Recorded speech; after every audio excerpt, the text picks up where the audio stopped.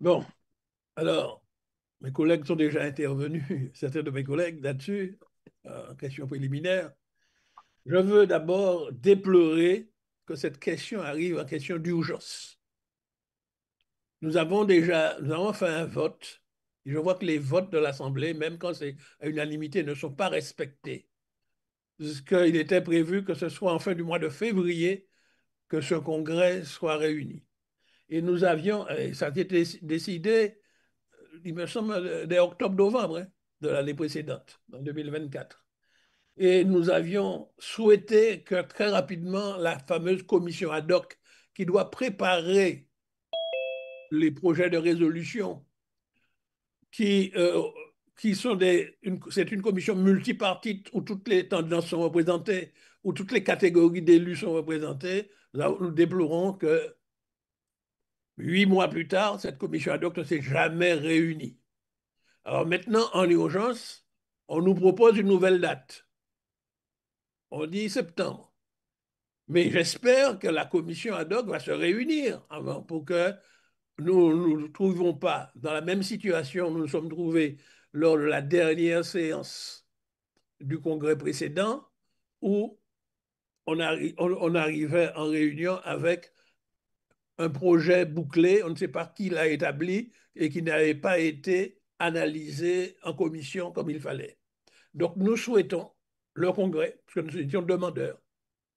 Nous étions demandeurs en octobre, nous avions posé cette demande.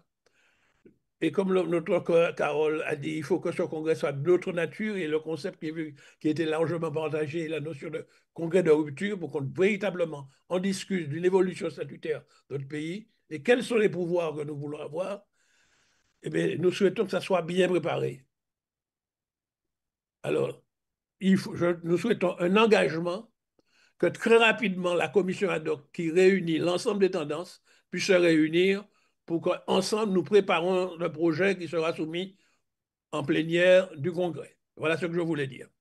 Donc nous sommes partisans pour le Congrès, mais bien préparés de manière consensuelle. Et surtout, il y a un point qui nous tient à cœur, c'est la consultation populaire que nous devons exiger que le gouvernement, que l'État organise pour que chaque Martiniquais ait son mot à dire. J'en ai fini. Si. Non, je reprends la parole parce que j'ai été plusieurs fois nommé. Gentiment, Je peux parler?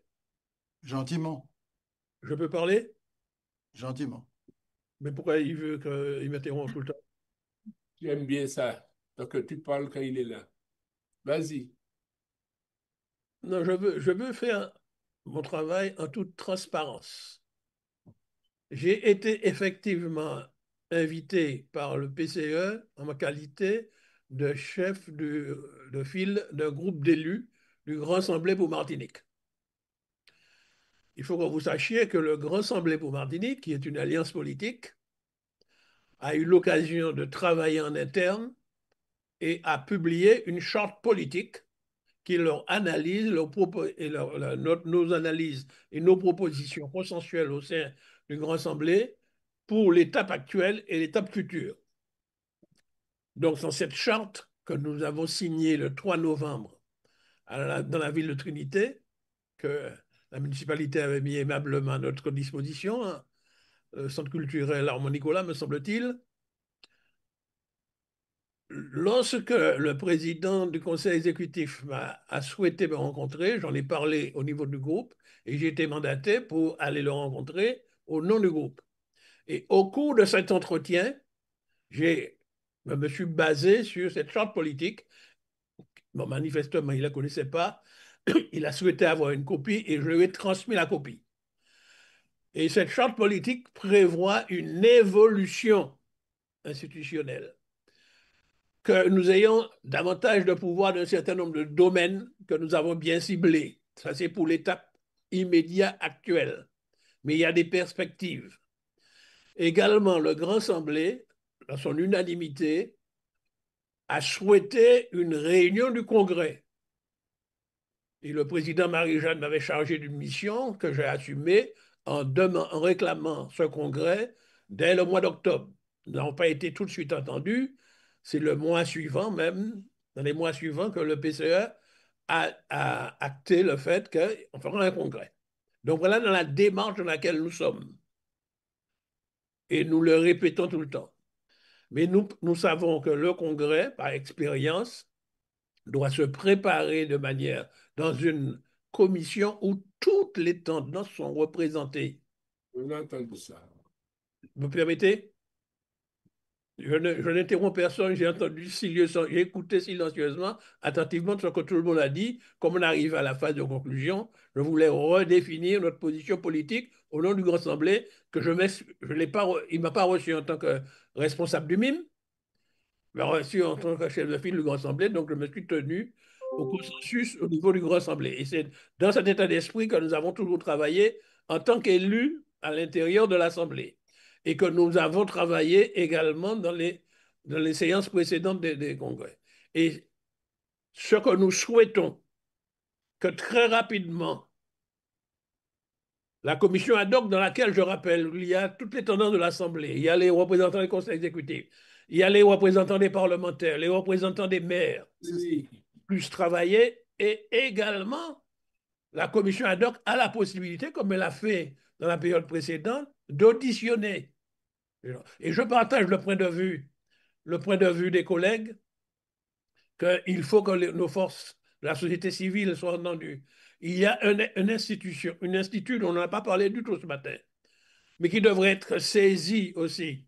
C'est le Conseil économique et social pour qu'il formule également des propositions. Il faut qu'il soit saisi suffisamment à l'avance parce qu'on ne la respecte pas.